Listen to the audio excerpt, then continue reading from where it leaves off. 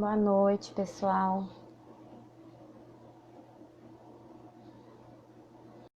Olá a todos. O Ramiro está entrando aí. Oi, Alô,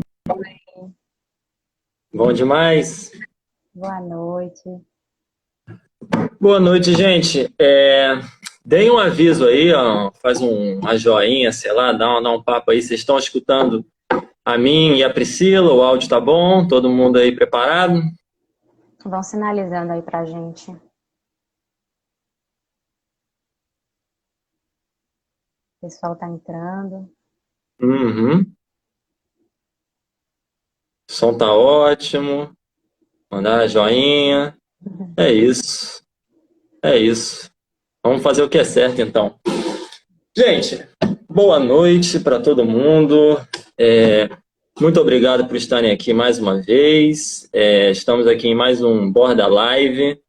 Na semana passada eu estava falando sobre o meu artigo e agora a gente vai falar sobre o artigo da Priscila. Para quem não me conhece, meu nome é Ramiro. A Priscila eu acabei de apresentar, né? E a gente vai falar sobre o artigo da Priscila chamado O Lugar do Analista e Seu Manejo. Dois pontos, prudência na prática clínica, né? E a primeira coisa que eu quero perguntar para você, Priscila, como é que você pensou nesse artigo, assim? Como é que você pensou essas questões? Como é que você se sentiu aí motivada e instigada pelas questões que você trabalha aí? Uhum. Bom, boa noite a todos, né? Ramiro me apresentou, eu sou Priscila, estou falando aqui de Salvador, Bahia. Então, eu vou falar um pouquinho de como é que surgiu a ideia desse artigo e como é que eu contextualizei isso. Na verdade, esse tema do lugar do analista é um tema que eu venho pensando desde o ano passado, né, a partir da clínica, a partir de questões clínicas que foram surgindo, e venho tentando escrever e elaborar, esclarecer como é que fica um pouco disso. E me parece que casou muito com esse tema da revista da Borda de agora, né, que foi a número 1. A gente lançou há pouco tempo, não sei se todos vocês viram, mas a revista está disponível no nosso site. E o tema da nossa revista é o que faz um psicanalista. E eu já vinha pensando nisso, né? O lugar do analista, o manejo, como é que fica isso. E adicionei essa coisa da prudência, né? A prudência na prática clínica. Eu levantei alguns pontos para a gente trazer aqui. Também fiz uma espécie de um roteirinho para você olhar para cá, porque eu estou tentando me organizar só para não me perder dos pontos que são importantes da gente falar. Mas no meu artigo, eu começo questionando, né, quais são os critérios desse lugar do analista, o que que define esse lugar. Trago alguma crítica também, algum questionamento em relação a esses estereótipos. Então, quais são os estereótipos que estão aí em relação ao analista lacaniano, do silêncio, né, daquele analista que não responde, que não pode falar nada. Que lugar de analista é esse? Como é que a gente pegou essas definições e o que que a gente fez com isso, né? Então, assim, o analista ele está o tempo todo trabalhando no mesmo lugar e eu trago que não. Foi até o recorte que eu fiz para a gente divulgar os artigos. A gente tem feito esses pequenos recortes, né? Então, assim, cada semana a gente vai divulgando com um recorte do que a gente acha que trata mais do artigo. E eu vi, né, que eu achei pelo menos central que essa fala do meu artigo de que o analista ele não trabalha o tempo todo do mesmo lugar. Uhum. E você achar que trabalha o tempo todo no mesmo lugar também não garante uma função bem cumprida enquanto tarefa, não garante nada. Uhum. Então, eu vou retomar isso algumas vezes, né? Será que se trata só disso, de que o analista ele está fazendo corte, ele está fazendo expansão do significante o tempo todo? Como é que é isso na prática clínica? E aí eu cheguei a trazer um trechinho de um recorte, de um caso, para a gente pensar, porque foi como eu comecei a pensar nesse tema, né? Esse caso de que eu trago é de uma demanda que aparecia assim em relação a suicídio, uma coisa mais delicada, casos importantes, com sofrimentos importantes que a gente recebe na clínica. Então, como é que fica o manejo se a gente está com esse pressuposto tão rígido que vem antes, né, do que dessa não Uhum. resposta? E, enfim, que é mais de uma coisa, acho que do imaginário, né? Como é que essa função Uhum. opera a partir disso? Enfim, de que a gente tem que estar quebrando também a identificação o tempo todo. E então, me Uhum, parece que uhum. esses pontos assim que eu foco é que a clínica ela não é estática e que esse analista ele não acontece o tempo todo, como a Ah, gente pressupõe nesse equívoco que seja. Eu achei bacana que o meu artigo veio depois do seu, Ramiro, porque você falou disso semana passada, não foi? uhum, uhum. A gente acho que até na ordem da revista, até propositalmente colocamos os nossos artigos próximos, né? Porque nós dois estamos aí às voltas de algumas questões parecidas. Claro que você, pelos pontos que mais te interessam, a mim, os pontos que mais me interessam, mas nós dois trabalhamos muito com o Seminário 15 e com essa pergunta, afinal, o que é o analista, né? Uhum. Sim. E em relação à questão do ato, né, e do analista, o que é um analista? Quando é que Uhum, acontece um analista? Então, acontece sim. a partir de um efeito do ato analítico, né? Você frisou muito isso semana passada, assim, o ato como algo Uhum, acontecente, algo que a gente só uhum, sabe a partir do seu efeito. Então, esse mesmo ponto eu pego para poder, enfim, é, desenvolver o meu artigo mesmo, né, de que a gente só sabe se houve um analista a partir do efeito do ato. Então, o analista ele é claro. algo pontual, ele pode acontecer ou não, contingente nesse sentido, né? Sim. Uhum. Alguém está falando aí o tempo. Teve disso também, eu também peguei o texto do tempo lógico, mas isso aí ficou lá para o final. Então, vou continuando a falar dos pontos do meu artigo, tá? Uhum, uhum. Vai, vai. Além do seminário do ato, que você estava comentando que você usou, eu também usei, e a gente está até estudando na borda esse seminário, que é um seminário importante. Uhum. A primeira referência teórica que eu uso é do seminário 17, que é o avesso da psicanálise. E eu peguei o seminário 17 justamente para falar desses lugares discursivos, porque é o seminário em que o Lacan vai falar desses 4 discursos. E aí me pareceu importante falar de como ele vai trazer, de que o analista faz o discurso girar. Então, se o Uhum. analista faz o Uhum. discurso girar, é porque esse discurso ele não está o tempo todo no mesmo lugar, né? Tem giros discursivos, que ele coloca em um quarto de giro. E, enfim, isso é uma coisa que ele vai trazer para a análise, ele vai usar 2 discursos preponderantes na análise, da histérica ou do analista, mas ele vai falar de outros 2 também, do universitário, né, do mestre. Uhum. Então, o ponto que eu vou trazer é assim, qual é a responsabilidade do analista frente à condução desse tratamento na medida em que ele recebe essas pessoas no consultório, né? Se Uhum. você cria, se você cria assim uma ideia de um lugar de analista que parte sempre desse mesmo lugar, de um lugar por vezes rígido, por vezes austero, né? Isso pode ser uma coisa bem complicada na clínica, né? Uhum. Em muitos casos desse tipo. Então, eu vou trazer que a responsabilidade, antes de tudo, ser prudente. Prudente no sentido de antecipar, prudente no sentido de sagacidade, de se preparar, e eu vejo isso como uma forma de cuidado também, né? Então, eu trago um pouco, algumas definições do seminário 15, do que seria um ato analítico e como é que a gente pode pensar um analista só como um efeito desse ato analítico. Vou trazer algumas citações também, mas a citação que me pareceu melhor para a gente falar aqui hoje é uma citação do 15 que Lacan vai colocar que a análise é um ofício, né, uma tarefa, e esse ofício a gente não pode dizer que é do psicanalizante. Então, o ofício, ele é do analista, Uhum. logo, a responsabilidade é do analista. Isso é uma discussão bem calorosa, porque a gente tem muito, por vezes, polêmica, e Uhum. a gente tem um BordaCast sobre isso, né? Vamos fazer aí uma propaganda, um jabá. Claro. A gente tem o podcast que a Borda gravou sobre precisamos falar de responsabilidade subjetiva e de como isso pode ser complicado, né? Essa coisa da responsabilidade do analisante, assim, o analisante que trabalha, então tá tudo do lado do analisante, o analista tá ali meio que isento, né? Uhum. E aí eu vou trazer algumas críticas disso, né? Como é que a gente pode pensar isso, que tipo de consequência tem se a gente ficar considerando o analista desse lugar assim neutro, 100% neutro, ou uma espécie de uma análise asséptica, né? Que, enfim, não entra nada dele ali, tá tudo do lado do Sim, sim, analisante. sim, sim. É que é uma questão que é a mais comum, né? Que o analista ele tem que ser de um certo jeito, né? E esse jeito é geralmente sério, silencioso, né? E eu acho que o desenvolvimento do seu artigo, acho que você vai falar ainda um pouco, né, é justamente mostrar que tem uma questão aí, tem uma tensão aí entre o ato e esse lugar, e entre isso, qual é a postura que o analista tem que adotar, né? Uhum. Sim, e assim, me pareceu que esse seminário 17, ele foca muito nisso, né, de trazer para uma noção de discurso. Então, assim, são lugares discursivos, não é como se fosse Uhum, ali a pessoa do analista e a pessoa do analisante, né, enquanto de que, assim, o analista ele não pode colocar significante ali, ele também não pode responder, uhum, ele tem que ficar nesse lugar o tempo todo, como se fosse uma lógica de dois corpos mesmo, né?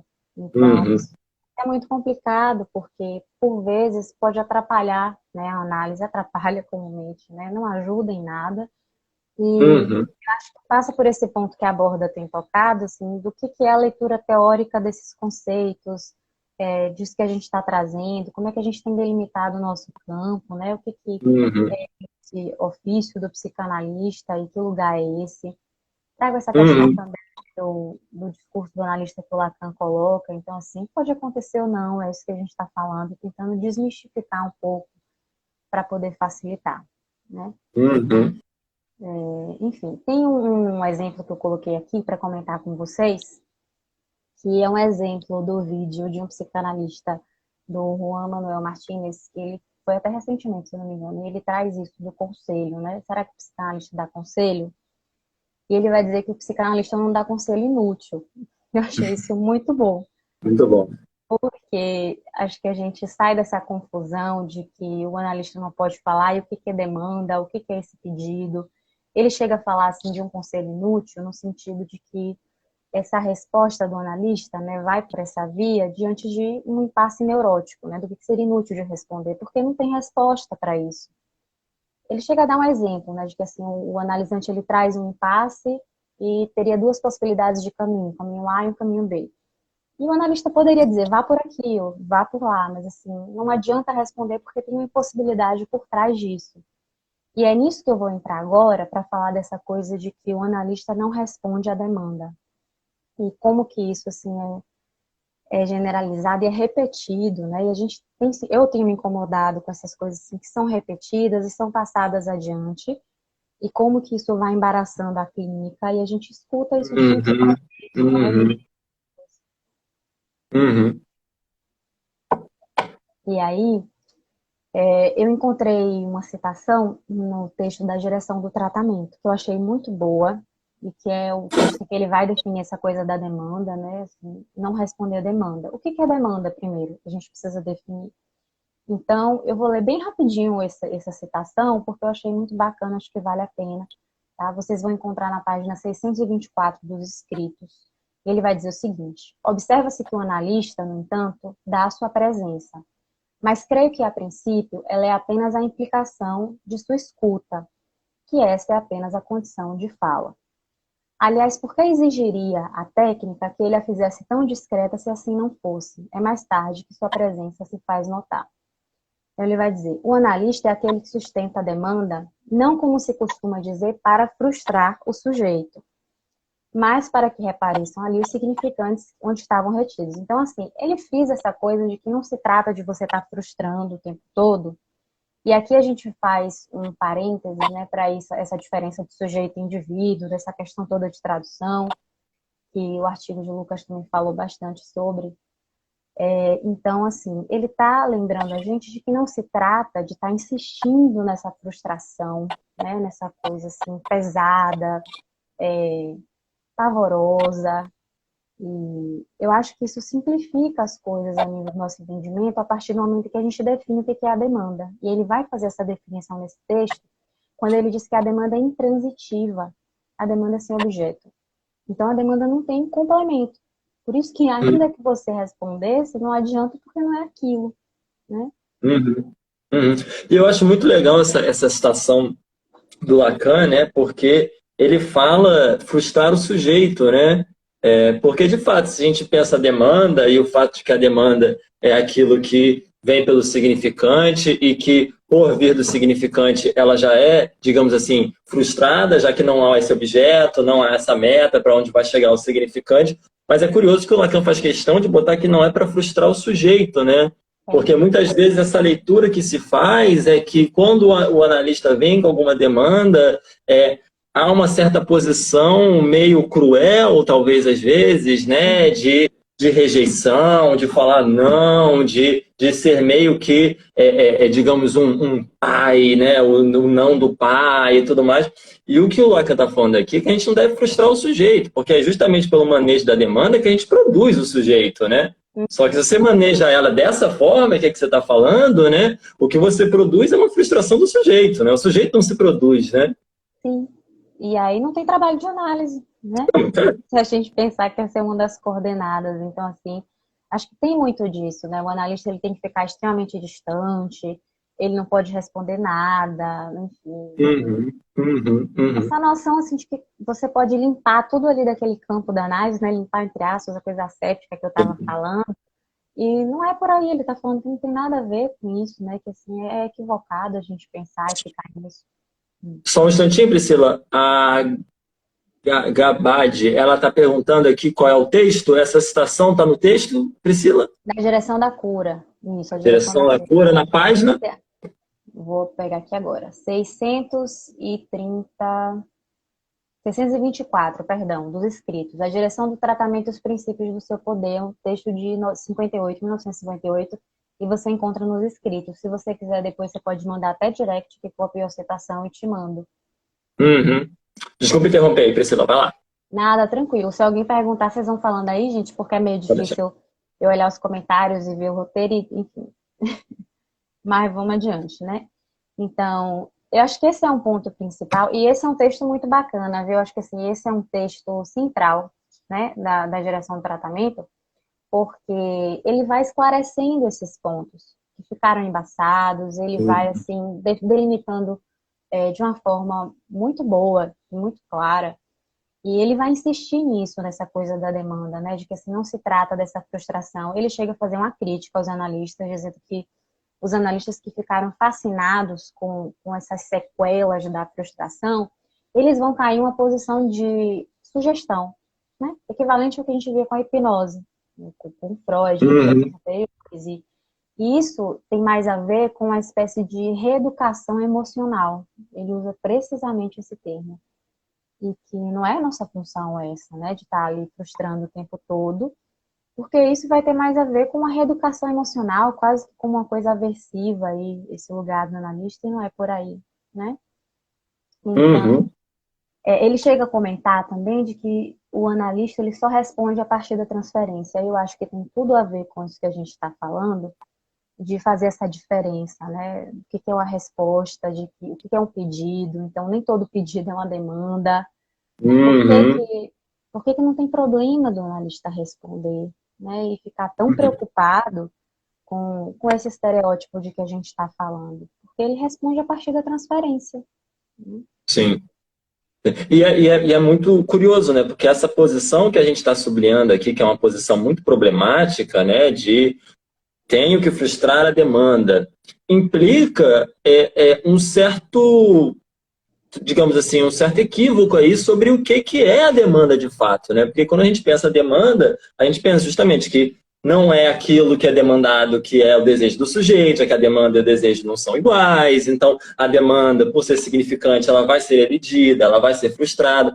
Só que essa postura de que o analista deve frustrar a demanda, às vezes implica que há, de fato, alguma coisa que satisfaria a demanda, né? Aí o analista fala que ele deve se rejeitar isso, mas isso no conceito da demanda já é impossível, né? Não tem como fazer isso. E aí vira só uma prática cruel do analisando perguntar qualquer coisa para o analista devolver a pergunta, que é aquele exemplo que eu estava te dando de brincadeira, né? Ou Uhum. o paciente vai lá e pergunta, qual é o seu time de futebol? Aí o cara pergunta, por que isso é importante para você? Aí o paciente olha para o analista chocado, né? Fala assim, pô, fiz uma pergunta de boa, qual é a razão de fazer? Mas por quê? Porque não pode responder, porque... E isso engessa totalmente o trabalho da análise, né? Uhum. A Mônica Pitanga está perguntando o que seria responder a partir da transferência. Você poderia falar um pouco mais sobre isso? Acho que sim, acho que nesse texto fica bem claro quando ele fala disso, de que assim, você responde a partir de um manejo, né? e que não significa que para você responder, você está respondendo necessariamente o que seria essa demanda, porque previamente o que o Ramiro está falando, você não tem como responder. O analista ele não responde a demanda porque a demanda não tem resposta, você responde a partir da transferência. Então, é um caminho de tratamento, é um caminho que está ali com algumas coordenadas, e essas coordenadas vêm através dessas delimitações que a gente está fazendo teóricas, e a demanda seria uma delas, né? Uhum. Então, assim, me parece que tem menos a ver com o que você responde, mas, assim, de que lugar você responde. No Lacan, ele vai Sim. falar isso algumas vezes, né? Vai insistir nisso algumas vezes. Uhum. Então, eu vou adiante de alguns outros pontos que ele traz, mas, enfim, né? Me parece que, assim, esses foram os pontos que eu fui tocando. E eu vou dizer depois sobre essa prudência, voltando à questão da prudência, que a prudência está em fazer justamente essa leitura teórica, a leitura do seu manejo, né, a leitura da sua prática. E fecho o artigo falando de uma citação do seminário 22 do RSI, que o analista ele tem que ser ao menos dois, aquele que causa os efeitos de análise e Uhum. aquele que teoriza sobre, né?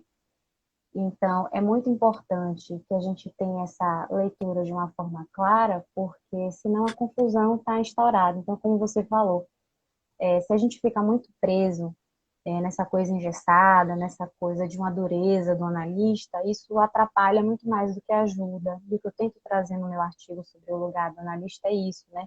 Eu vou trazer alguns recursos teóricos que podem ajudar, eu falo um pouquinho de topologia, uso o exemplo do livro do Alfredo, vou falar sobre o tempo lógico também, mas como recursos teóricos que a gente tem para poder esclarecer essa leitura da prática, né? E, Uhum. por último, tem uma outra citação que eu separei dele, mas eu não vou ler, só vou comentar, de que é de função e campo, do texto de função e campo, quando ele fala que a gente não está aí, o analista ele não está aí, para tornar as coisas mais insolúveis, como a gente escuta tanto falar. Então, não cabe a gente dificultar mais as coisas do que facilitar, como você estava falando, né? Então, já pensou se toda Uhum. pergunta que a analisante fizer, a gente devolver dessa forma o tempo todo? Por que isso é importante para você? Por que você quer saber isso? Então, assim, é uma coisa meio complicada, né? Produz uma.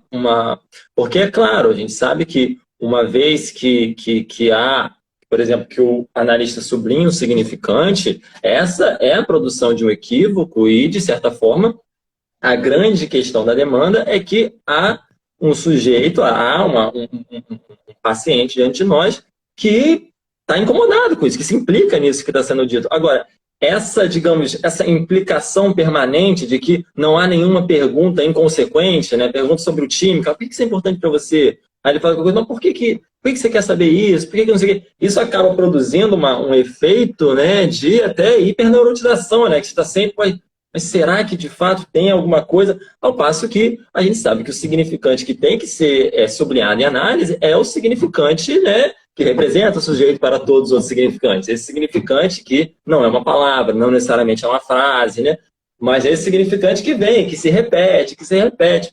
E por isso que a gente volta assim, um pouco aos fundamentos, né, porque a questão não é ser prescritivo no sentido, ó, o analista, então, ele tem que ser assim, ele tem que falar muito, ele tem que falar pouco, ele tem que ser sério, ele tem que ser brincalhão, ele não pode rir. Não é para ser prescritivo nesse sentido, mas propositivo no sentido de que nesse mecanismo que a gente fala, esse ato que é evanescente e que não dá para sempre estar no ato, né? Uhum.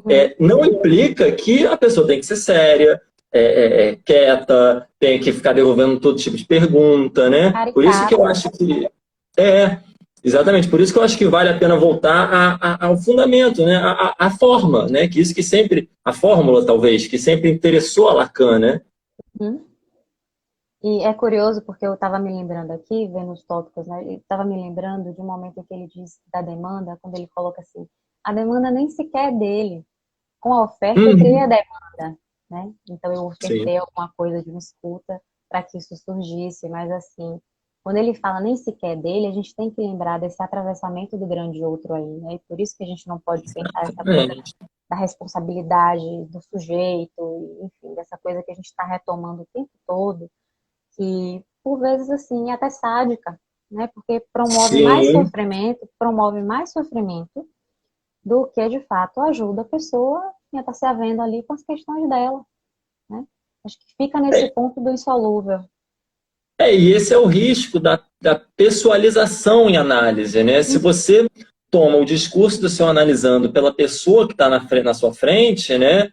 Você produz aí uma complicação teórica muito complicada, né? Porque você vai remeter tudo aquilo que, quando a gente lê lá no Lacan, é o discurso do outro, a essa pessoa que está na tua frente, e que, na verdade, quando a gente vai ler, vai ver, né? É ele que é efeito desse discurso, é ele que está sendo assujeitado pela linguagem, né?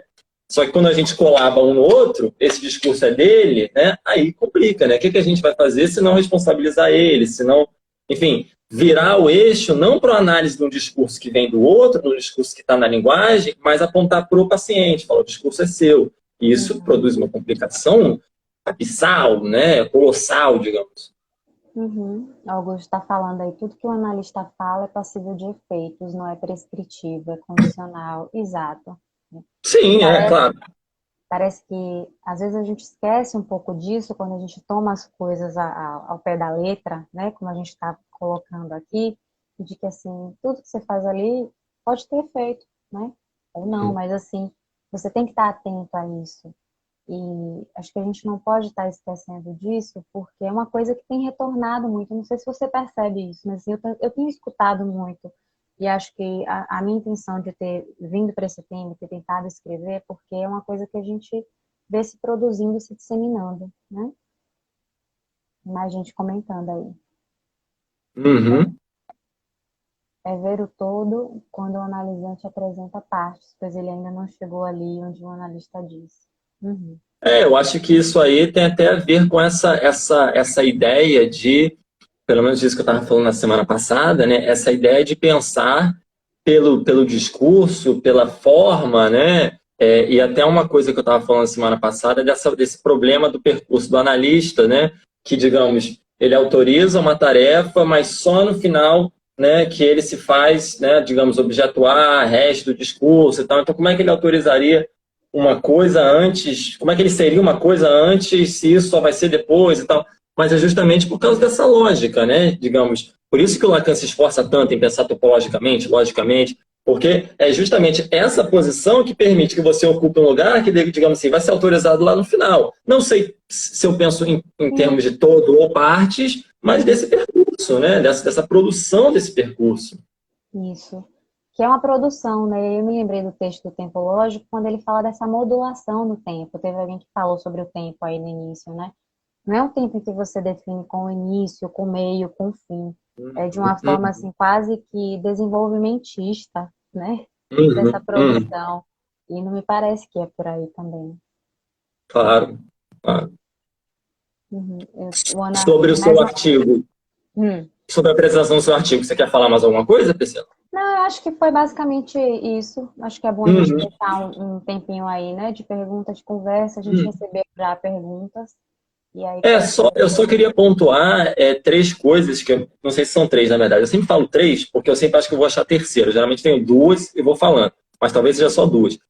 Mas que eu acho que são questões muito importantes que você traz no seu artigo. A primeira é esse instrumento que é muito original seu, de pensar a prudência, né? Que eu acho que não é uma coisa que a gente escuta muito alguém falar que o analista deve ser prudente, que o analista deve ser XYZ e tal, mas que eu acho que essa saída que você propõe é uma saída muito interessante para essa dificuldade de pensar, ok, o ato analítico é isso, né? O lugar do analista é o A na estrutura, mas é isso sempre? Ele está aí sempre? Né? Porque há um descompasso entre o fato de um ato ser pontual e evanescente, né? E o fato de que o resto da análise tem muita coisa acontecendo. O paciente está falando muita coisa, o paciente está te perguntando muita coisa, o paciente está narrando muita coisa, né? E eu acho que essa aposta na prudência é uma possibilidade de pensar aí como que o analista pode, digamos assim, produzir efeitos analíticos, né, ainda que ele não esteja nesse lugar sempre. Né? E a segunda questão que eu acho interessantíssima do seu artigo é que há um grande esforço seu, por isso que eu acho que você também trouxe um termo original para pensar, que é o da prudência, há um grande esforço seu de repensar esse lugar do analista da forma que muitas vezes é divulgada, né, disseminada, né, de que a posição do analista é séria, hirta, é silenciosa, e mostrar que o manejo analítico pode ser muito diferente, né? Ainda que eu estou vendo o pessoal falar aí, ainda que o silêncio, eu acho que essa é a pergunta que a gente estava até fazendo, né, Priscila? O que é o significante, né? Ainda que o silêncio possa se tornar um significante, né? Veja bem, o significante é alguma coisa que representa o sujeito para outro significante. Muitas vezes o silêncio pode ser operado dentro da análise de maneira muito efetiva, né? O silêncio, ainda que ele não seja tematizado, mas o silêncio pode se constituir como uma resposta eficaz, né? Por isso que a gente não está aqui para falar, olha só, não pode ficar quieto, tem que ficar falando. Se não falar, vai estar fazendo besteira. Não, o silêncio pode ser eficaz, mas muitas vezes a intervenção do analista para dar uma interpretação, que a gente estava falando, né, Priscila, dar um sentido, né? Às vezes é muito necessário também. Também, Né? exato. E são esses dois pontos que eu achei muito, muito importantes no seu trabalho. Isso, porque é isso que a gente estava comentando, né? A gente tem coordenadas aí para a prática, mas, por exemplo, se você pega essa definição que o Lacan traz, né, de suspender as certezas e essa coisa da quebra de sentido que a gente vai ouvindo e vai reproduzindo. Então, assim, será que você faz isso o tempo todo? Não faz, porque isso tem consequências. Então, parece que tem a ver com isso que o pessoal está perguntando do silêncio, né? Como é que ficam os efeitos? Então, assim, a gente tem vários efeitos em uma análise, mas a gente tem que diferenciar o que é um efeito de ato, o que é um efeito dessa outra ordem, né? De você falar ou de você não falar, porque tudo tem consequências. Então, Sim. quando eu trago a prudência, é nesse sentido de você se antecipar, você não fazer as coisas de uma forma assim generalizada, como eu trago, né? Porque isso vai dar em algum lugar. E, enfim, pode não ser legal, pode trazer mais sofrimento do que a pessoa está colocando ali quando chega. E esse não é o papel do analista. E essa generalização é um grande problema, porque, assim, quando Lacan, não é esse termo aqui, vocês vão me desculpar, mas quando Lacan pensa minimamente uma generalização, digamos assim, quando ele vai ali atrás das fórmulas, né, é justamente porque as fórmulas, elas não têm conteúdo, né? Então, você falar que o analista deve ocupar o lugar do objeto A, bom, o que isso quer dizer, né? Isso não quer dizer que o analista tem que ser sério, quieto, calado, cruel, nada disso. É por isso que quando a gente generaliza o conteúdo das coisas, a gente produz toda uma série de problemas, né? Por isso que a gente tenta, por isso que o Lacan aposta na transmissão do matema, né? Porque o matema pode ser transmitido, o matema é o único que é transmitido integralmente, né? Mas transmitir o conteúdo, né? Tipo, tem que ser silencioso. Mas por que o silencioso produz mais efeito analítico do que o cara que interpreta? Né? Essas são as perguntas que eu acho que são ricas no seu artigo, né? Sim. E por que falar não seria, né? Por que responder não seria? Por que seria responder nesse sentido de demanda? E é isso o que o Augusto está sublinhando aqui também, né? Eficácia e efeito não pode se determinar antes. É por isso que há uma instância lógica. Exatamente. É por isso que todo ato é um tiro no escuro e tem como único pressuposto a estrutura. Estou inteiramente de acordo aí com o que Augusto falou. Porque se a gente se apoia numa estrutura, a gente tem uma orientação de alguma coisa cujo conteúdo a gente desconhece. A gente desconhece mesmo. Às vezes a gente está achando que a gente vai mandar estourar a boa, sublinhando aquele significante que você tem certeza que é o significante importante. Às vezes isso não produz nada. Às vezes você fala alguma coisa, às vezes você nem escuta direito, você pergunta o quê? Lembra? Porque você não escutou mesmo. Aí só da pessoa repetir já produz toda uma série de efeitos, né? Não dá para prever isso. Não dá para prever, né? A gente tem um caminho, a gente tem, assim, pressupostos teóricos e tudo mais, e assim, me lembrou também desse podcast que a gente fez sobre a topologia, em que a gente comentava justamente disso, de que, assim, enquanto falante, sempre vai haver essa confusão do significante com o significado. E por que ele vai recorrer justamente à topologia para poder sair um pouco dessa confusão, né? Que a gente tem a ver com o que está colocando. Sim, sim. Com certeza. Ô, Priscila, o pessoal perguntou algumas coisas antes aqui da nossa live. Eu vou te propor algumas perguntas aqui e aí a gente vai conversando também. Também. A primeira pergunta é: autorização e desejo do analista. Afinal, o que quer dizer isso? Uhum. Essa foi uma pergunta que a gente recebeu, né?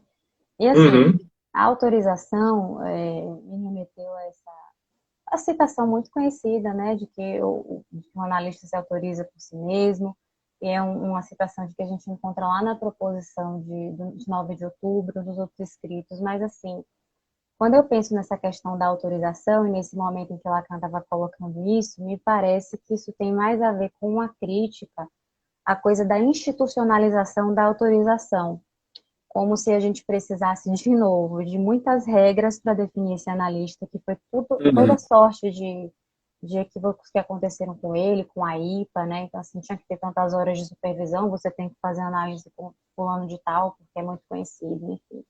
Como se uhum, isso, de novo, fosse garantir alguma coisa da produção do analista, que não é dessa ordem, né? Mas, assim, me parece que o uhum, Lacan, ele critica fortemente isso e passa praticamente esse ensino falando, né?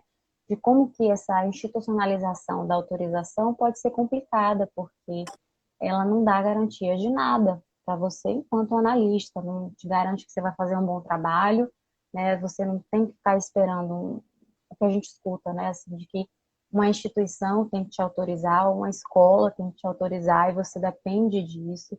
Então, tem muitas dificuldades, eu acho, nessa ideia. E quando eu penso uhum, na autorização no que ele fala disso, ele está tentando se descolar um pouco, né, dessa uhum, pressão que acontecia, inclusive política, né, uma política que vem por uhum. trás disso, que a gente pode pensar também. Sim, sim, sim, sim. Não, essa questão da autorização um tema que eu trabalhei até no meu artigo também, né? Porque, Sim. novamente, né, a gente procura voltar a essas situações, procura voltar aos fundamentos, procura voltar à estrutura que garante é, é, o nosso trabalho, né? Justamente para a gente conseguir, de certa forma, desmistificar algumas ideias, né? Porque a gente escuta muito essa frase sozinha, né? Essa frase meio que se basta por si mesma. O analista se autoriza por si mesmo.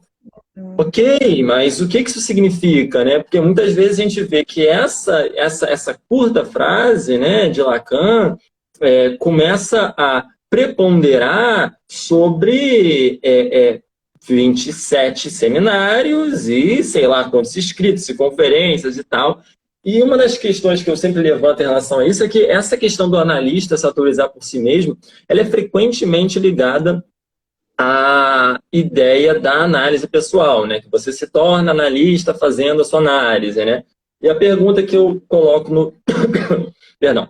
E a pergunta que eu coloco no meu artigo é justamente, bom, se você tem uma certa estrutura, que nem a gente está falando aqui, que é pontual, que é evanescente, né? Que não é garantida sempre, mas que de certa forma é dessa estrutura que a gente fala quando a gente fala de ato, né? Se a gente tem essa estrutura demanda um esforço de escrita por Lacan, né? Como que a gente vai se dar conta disso por experiência na nossa clínica, né? O que é um problema que a gente sempre volta nas nossas conversas, na borda e tudo mais. Como é que então você produz o analista tão somente, como é que você se autoriza tão somente pela sua experiência de analisando, né? Uhum. Isso é um grande problema. Uhum. Sim, acho que sim, porque é muito simplista, né? Também. A gente está trazendo dois Sim. pontos assim, de contrapontos importantes, porque seria uma coisa muito simples. E aí, de novo, né, me remeteu agora a essa coisa assim, de que é por si mesmo, você se autoriza por si mesmo, então é só isso, né? Tá tudo muito certo. E a gente esquece de todo esse Uhum. rigor teórico, de toda uma produção teórica que tem por trás disso, que a gente está insistindo várias e várias vezes, né? E que não é sem rigor, não é sem estudo, não é sem leitura, é sem Uhum. produção, né? E me parece que tem a ver com isso também. Da mesma forma que eu fiquei pensando aqui nessa coisa da poesia, que a gente também comenta, né? Então, como é que por esse campo aí, lembrei também da questão quando Lacan fala dos xamãs, né? E Uhum. como é que isso fica para a gente na prática, né? Ou é de um jeito simplista, com essa coisa de que assim é suficiente, é por si mesmo, então é só experiência e basta, ou tem esse outro extremo também de um imperativo de que uma escola vai te autorizar e você precisa passar por 1 milhão de regras e imperativos Uhum. para poder se autorizar na lista, né? São dois O que é uma problemas, pergunta, problemas. sim, o que é uma pergunta também que alguém fez aí ao longo da sua fala, eu anotei, que é sobre o desejo do analista e o passe, né? Que o passe também é um grande problema para Lacan, né? Um grande problema e uma grande frustração para Lacan, porque justamente qual é a instituição, qual é a cerimônia, porque se a gente vê algumas, se a gente vira aí alguns processos aí de como que alguém se torna analista em alguns lugares, é um verdadeiro ritual, uma verdadeira cerimônia, né? E qual cerimônia seria capaz de nomear isso, né? Você é um analista. O Lacan que tinha todo o esforço para repensar essa existência estática, né? Que é o grande tema que você bate, que você agride no seu artigo, né? Que lugar é esse estático e que você é analista? O grande problema de Lacan era o que a gente é, né? Essa é a clínica. O que a gente é, afinal? Vai lá na clínica ver o que você é. É um grande problema, né? E essa institucionalização da produção do analista acaba deixando de lado essa pergunta sobre o fundamento, né? O que também sofre suas críticas, né? Que eu acho que sempre que a lógica é um pouco... A lógica e a matemática, né? São o lobo-papão... Não, lobo-papão não, bicho-papão. São o bicho-papão, lobo mal, que eu queria falar, na verdade. São o lobo mal da psicanálise, né? Porque você chega num extremo rígido, fechado, e que você não pode fazer nada. Mas eu acho que essa crítica não é válida, né? Porque quando a gente pensa na lógica, nas formas, na estrutura, né? A gente está pensando sem esse conteúdo. Por isso que a posição do analista, não sou eu que vou falar o que o analista precisa fazer, se ele precisa rir, se ele não pode rir, se ele não pode falar, se ele pode falar e tal, porque todas essas... Falar já é diferente. Falar, eu acho que tem que falar. Eu acho que ele não pode ficar silencioso o tempo inteiro, não. Mas o que a gente está propondo não é falar assim, não, a gente está aqui agora a nova cartilha, não é mais essa cartilha, não, ela está velha, está antiquada, vamos colocar aqui a nova cartilha em jogo e agora o analista tem que ser assim, ele tem que ser brincalhão, ele tem que rir, ele tem que falar e tal. Não é isso. Mas quando a gente pensa na estrutura, né, a gente pensa numa forma, não no conteúdo, né? Esse conteúdo pode ser milhares de coisas, e essa é a graça da análise, né? Essa é a graça do nosso trabalho. É a gente produzir esse ato de formas muito diferentes, por vezes, né? Sim. E assim, acho que ter uma noção de até onde isso vai também, né? O que pode acontecer, o que não pode acontecer, mas o que você faz com isso nesse lugar de analista? Porque você estava falando aí, né? Da coisa da matemática, enfim, dos matemas, e a gente estava discutindo isso recentemente, nesse último Bordacast a gente discutiu isso, então assim, me lembrou também dessa coisa de estrutura, né? O que seria estrutura? O que era aquela noção de estrutura? O que é a noção de estrutura clínica que o Lacan propõe? Como é que isso pode ser lido de uma forma engessada, no sentido de até fazer diagnóstico com base nas aparências, como eu trouxe isso, né, no podcast, então assim, tal coisa define uma neurose obsessiva, então a pessoa tem uma estrutura de neurose obsessiva e vai ser assim pro resto da vida, ou vai ser uma histérica pro resto da vida, e não sai disso, né? E tem muita gente que defende, assim, lei dessa forma, e eu acho problemático por conta dessa rigidez que você volta, né, e que você fica preso, e você não consegue fazer outras leituras, então parece que todas essas disciplinas que o Lacan está trazendo é justamente para dar a gente, assim, uma certa abertura, uma certa flexibilidade, de fazer a leitura do caso e pensar a partir dessa noção de discurso. A gente estava falando de desejo e fizeram perguntas sobre o desejo do analista e assim, e você comentou alguma coisa até dessa hora de se nomear analista, né? O desejo do analista se nomeia. O Lacan fala que não tem nome, o desejo não tem nome. Ele tem alguns momentos que ele vai definindo essa coisa do desejo do analista, tem no seminário 11, tem no seminário dos problemas cruciais da psicanálise, e ele sempre volta para esse ponto em que o desejo é o desejo do outro. Né? Então, o desejo do outro tem a ver com o discurso, que é uma noção que a gente só pode pensar a partir da linguagem. Então, sai um pouco dessa coisa que você estava falando, dessa pessoalidade, né? De que, assim, tem a pessoa do analista, tem a pessoa do analisante, então tem uma distância muito grande aí. E, enfim, acho que é por aí. Sim, sim. Eu acho que isso que você falou também sobre a rigidez, algumas vezes, do diagnóstico, a pressa pelo diagnóstico, né? de certa forma, a coisa que mais me ajuda a pensar todas essas questões, a questão do ato, a questão da postura do analista, do lugar do analista, é pensando elas através dessa lupa, né, que para mim é a grande pergunta do Lacan em muitos lugares, que é uma das coisas que mais me interessa de psicanálise, que é pensar exatamente a existência, né? Quando o paciente vai à clínica, o que é o significante ali? É justamente uma palavra que ele fala, quando ele vem lá, ele é igual àquilo que ele fala, e o que o Lacan tenta, todas as vezes falar, ele fala assim, é do outro, o discurso é do outro, o discurso é do outro, lembrando que o outro é o campo da linguagem, né? E que é justamente por esse outro ser barrado que a gente tem, bom, sintoma, que a gente pode produzir um efeito de sujeito, né? Mas isso é levando em conta que a gente vai tomar como ponto de partida a existência do discurso não é igual à existência do paciente que está na nossa frente. E que esse discurso, né, não é a posse do paciente, como também não é a posse do analista.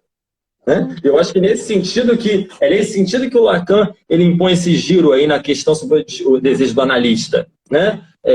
Bom, ok, desejo do analista, mas o desejo é sempre do outro. Eu confesso, Priscila, que eu, pessoalmente, assim, eu faço live aqui, já é a segunda semana que eu estou fazendo, e eu só faço live para falar que eu não entendo as coisas que eu estou trabalhando. Essa fórmula do desejo do analista, que ela é muito comum, a gente escuta muito nas escolas, a gente escuta muito por aí, eu confesso que não é uma coisa que eu use muito, não. Eu acho que o desejo do analista, o desejo de que haja análise. Ok, mas você trabalha com isso. Se você não tivesse desejo de analista, você não devia estar trabalhando ali, meu amigo. Você devia estar fazendo outra coisa na vida, querido. Eu também tenho dificuldade com isso, e foi uma das primeiras coisas que eu pensei quando fizeram essa pergunta, porque eu tentei catalogar algumas citações de que ele falava de desejo do analista, e parece que ele está sempre voltando para esse ponto, de que assim, é o desejo do outro. Porque quando a gente fala desejo do analista, pode ter essa confusão de que assim, tem alguma coisa do lado do analista que é só do analista, tem alguma outra coisa que é só do lado do analisante, né? Que é o que a gente está batendo nessa tecla. Porque eu acho que todas essas coisas... Desculpa, discorrer, papai. Não, eu só estava concluindo de que assim, como você estava colocando desse lugar do grande outro, inclusive a demanda, né? É do grande outro. Sim, sim. Porque eu acho que essas coisas elas meio que acompanham, elas andam juntas, né? O desejo do analista implica, digamos assim, a resistência do analisando. Então, o analista ele tem que ter desejo para que ele consiga, apesar das resistências do analisando, superá-las e ainda assim produzir um trabalho, o que é uma ideia muito freudiana, digamos assim, no sentido de superar as resistências, que é isso que Freud diz em 1912 e tudo mais, e tal e tal. Mas essa rivalidade, digamos, desejo do analista, resistência do analisando, né? Eu acho que ela cai muito por terra quando a gente pensa, até pelo seminário 15, né, que a resistência é do analista, que o analista pode se recusar ao ato e tudo mais, né? Que eu acho que aí coloca essa questão do desejo do analista, para mim, coloca em um lugar que não é operacionável para mim. E é o que eu falo. Se o cara está indo lá e não quer que haja análise, bom, esteja demitido, né? Vai fazer outra coisa na tua vida. Eu imagino, o cirurgião vai passar de cirurgia e não quer fazer cirurgia. Vai fazer, ok. Deixa aí que a cirurgia vai se fazer. Não vai, ué. Exato. É nisso que eu estava pensando, assim, de cair nesse ponto de que as coisas vão se produzir ali sozinhas e que o analista não precisa trabalhar e fica num lugar muito cômodo e as coisas não são assim, né? Essa outra frase de o trabalho é do analisante, a responsabilidade é do analisante. Então, como é que o analista fica completamente isento de estar ali operando uma função e a gente sabe que as coisas não vão por aí, tipo assim, não acontecem, né? Não adianta. Sim. E eu lembrei de uma frase dele também, do Lacan, que ele diz assim, o que se espera de um analista é uma análise. Sim. Acho que simplifica, assim, no sentido de que é uma análise. Então, você tem que ocupar essa função sabendo de que há a necessidade de um trabalho ali, de uma operação discursiva, né? Não dá para você ir e ficar lá parado e achar que as coisas vão acontecer sozinhas, como você está colocando o cirurgião, né? Não, mas é a mesma coisa. você vê, eu acho que o campo da psicanálise é um campo tão doido, velho, é um campo tão doido. Porque assim, você para pra pensar, olha a que ponto o cara tinha que estar para ele falar uma frase dessa. Porque essa frase, ela é completamente imbecil, né? Ah, de um analista para psicanálise. Porra, alguém tem que falar isso sobre sei lá, o Messi. Do Messi, espera-se que ele faça gol. Do cirurgião, espera-se que ele faça cirurgia. Ninguém precisa falar que o trabalho precisa ser produzido, mas na análise se produz um giro aí, que, de certa forma, é isso. É o paciente que tem que fazer isso, é a responsabilidade do paciente. Que o Lacan se viu na necessidade de falar, gente, olha só, de um analista espere-se uma análise, tá? Não sei se vocês sabem, mas vocês têm que contar essa novidade que eu passei em uma vê... Mas ele não fala uma vez só, viu? Ele fala várias vezes. Ele fala várias vezes essa frase, assim, eu achei pelo menos 3 lugares essa citação, de que ele fala de diferentes formas, mas resumindo é isso, né? O que se espera de um analista é uma análise, o que uma análise se dê. Ele repete isso algumas vezes. Nesse próprio seminário 17, parece que ele vem repetindo assim, uma série de advertências. Me lembrei de uma que tem no final do seminário também, quando ele diz assim, eu advirto vocês para não irem longe demais. Porque vocês se colocam em um lugar em que não podem ser mordidos pela verdade, quando ele está falando da verdade ali no discurso, né? Mas a verdade enquanto causa discursiva. E, enfim, ele tem que fazer essas advertências várias e várias vezes, porque alguma coisa estava acontecendo ali, então ele via também a necessidade disso.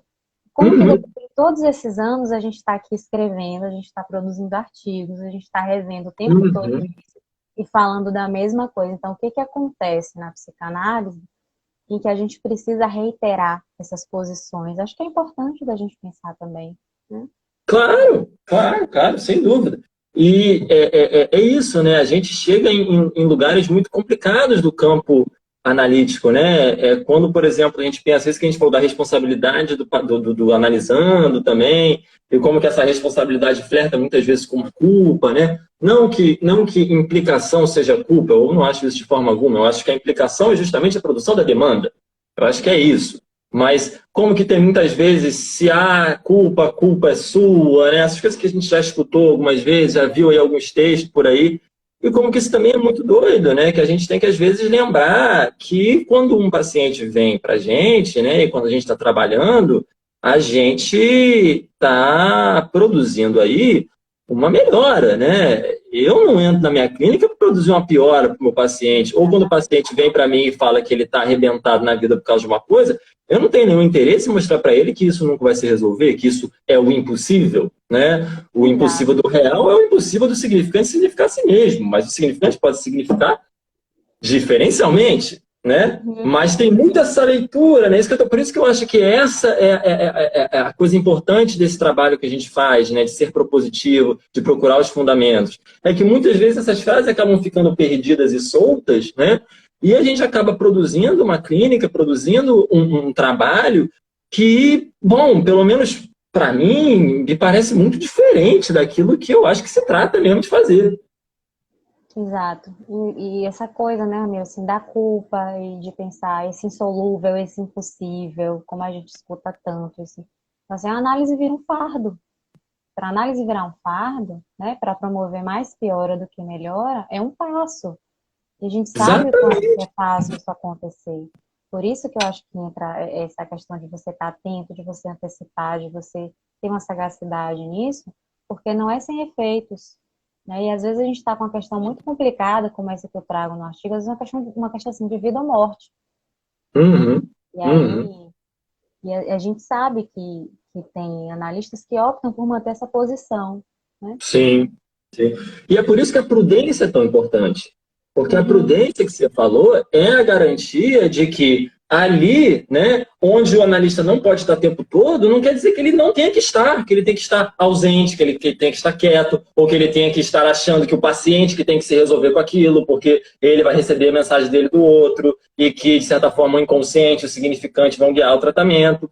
Isso que você tocou, Priscila, acho que foi o primeiro ponto que me esticou as orelhas quando eu estava trabalhando com a psicanálise, que eu via que 95% dos meus colegas, das minhas colegas, do pessoal que eu conhecia que fazia análise, virava e falava assim, tô indo para análise, né? Já sei que eu vou sair pior.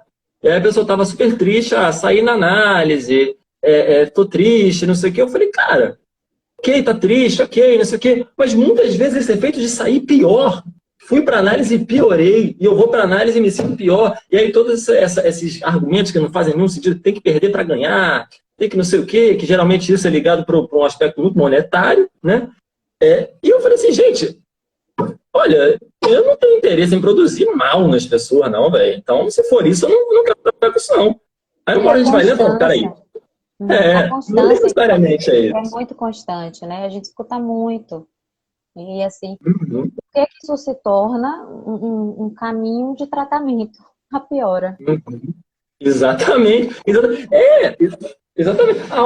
Aonde que em algum momento, olha que coisa doida, aonde que em algum momento no nosso campo a gente se depara com a responsabilidade de produzir um mal-estar. O Ou mal-estar. você não produzir, pelo menos chancela-lo, garanti-lo e engessá-lo. Falar, é isso mesmo, não vai dar, o real é impossível, você não tem mais o que fazer, caroço do sintoma, você tá complicado aí pelo resto da tua vida, e vai ser Se isso. vire com isso, né? Se vire com isso. E assim, é uma questão sua. Qual é a responsabilidade, né, no que você se queixa, né? Porque tem uma responsabilidade. Uhum, Então se vire com isso, porque tem alguma coisa que não vai dar para resolver, né? E aí viram uhum. várias coisas que não dão para resolver, e aí vai embaraçando nesses pontos que a gente está tocando, né? Sim, sim. Eu estou vendo que o nosso tempo está acabando, E é. né? A gente vai passando. E, enfim, acho que a gente podia fazer uns agradecimentos e também anunciar o próximo artigo que vai ser discutido, Uhum. né? Qual vai ser o próximo artigo discutido? Que É o eu não estou com o artigo, sumário aqui. é o artigo de Bruno, e o tema do artigo de Bruno é o que acontece em uma análise. Então, gente, semana que vem, a gente fez uma mudança recentemente, só para avisar isso, né? Porque senão a gente esquece de avisar. A gente avisou nas redes sociais, mas as nossas lives vão ser semanais. São 10 artigos que a gente tem na revista, todos tocando nesse ponto, o que faz o psicanalista.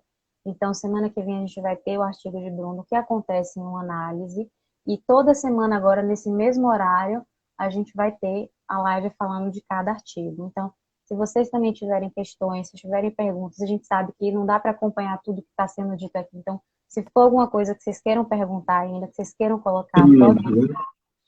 pelo direct, tá bom? Que a gente vai estar respondendo, que eu vou estar respondendo. Se vocês quiserem também referência, eu mando, citação, enfim. Agradecer todo mundo que tirou um tempinho hoje para vir aqui conversar com a gente, né? A gente fala demais e aí a gente se empolga e acabou que o tempo passou. Mas Uhum. agradecer e convidar vocês para continuar discutindo com a gente, trazendo questões, críticas, o que vocês estão pensando disso, desse tema. É uma coisa que vocês percebem ou não, enfim. É isso. Gente, muito obrigado pela presença de vocês. Semana que vem, Priscila e Bruno estarão aí. Muito obrigado, Priscila, aí, pelas falas, por tudo. Foi um prazer, foi ótimo. Foi E vamos muito bom. nessa. Obrigada também pela mediação. A gente conversou um bocado. Foi massa. Foi bom demais. Tá joia, gente. Valeu, gente.